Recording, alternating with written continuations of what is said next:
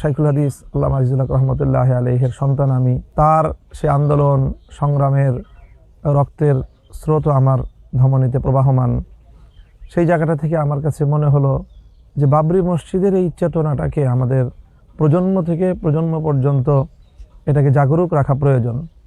যাবত না আমরা আমাদের বাবরি মসজিদকে তার নিজস্ব স্থানে আবার পুনরুদ্ধার করতে পারছি, ততদিন পর্যন্ত এই ঋণ এটা গোটা মুসলিম উম্মার উপর দায়, ভারতের মুসলমানদের উপরে দায়, এবং পার্শ্ববর্তী মুসলিম সংখ্যাগরিষ্ঠ মুসলিম দেশ হিসাবে বাংলাদেশের মানুষের উপরে অনেক বড় একটা দায় রয়েছে।